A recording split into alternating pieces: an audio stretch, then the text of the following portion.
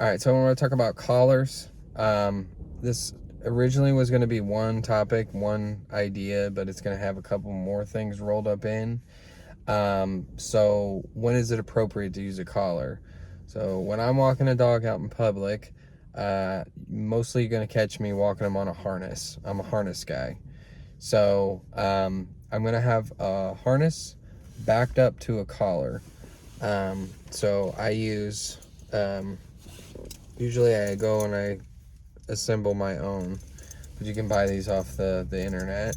One that actually has nylon and an adjustment strap, and then clips on the end. So I'm going to have that backed up to one another, so if something goes wrong with my harness, I still got it attached to my collar, and vice versa. But I'm never handling a dog out in public with tension on the collar. I don't use that to keep my dog, to direct my dog, or to, like, there's no tension being applied by the dog or by me, because I can do a lot of damage to their airway that way. I can collapse their trachea. So what the collar is used for in this instance when you're out in public is going to be the ID tag, so the name, your address, phone number, etc. Maybe a microchip is going to have a tag that indicates they are in fact microchipped, and then a rabies tag by law. So most likely where you live, you are going to have a rabies tag on your dog when you have them in public. Beyond that, I'm not using it for anything else.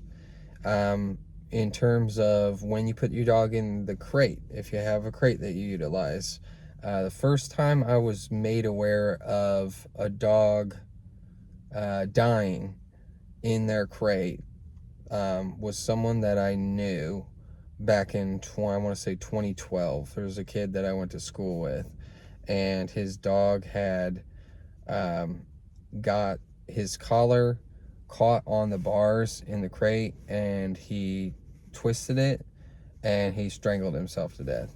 So I know somebody who had a dog that happened to, and I've heard about it since then.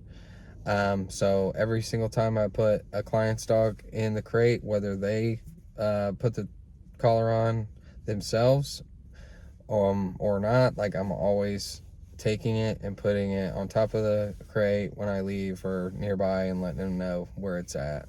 So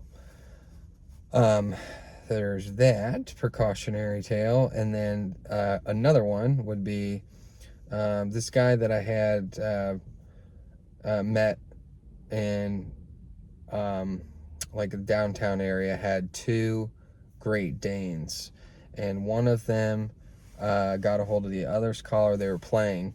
One of them got a hold of the other's collar and created a vice grip, and they could not separate, and he strangled him to death. So I've worked at some businesses where the dogs were allowed to play together. The dogs were naked, and some of the places the dogs were required by corporate policy to have collars on. The places where they were required to have collars on, I can't tell you how many times a dog got its jaw caught underneath another dog's collar, and I had to step in and finagle that collar off very quickly, because that could dislocate their jaw. It can cause a massive fight because the other dog, neither dog knows what's going on, and they don't know what the other dog's intent is. They just know how that feels, and they know that they're scared. So I think and again, we just talked about the vice grip situation. So, I think that's a really stupid idea, a really stupid requirement. But if you have dogs like at home, and they are both permitted to be out in the household while you're gone, then I would not be leaving those collars on if they are dogs that interact with one another in such a manner. So that's just a little PSA that I wanted to get out in the world there, and thanks for watching.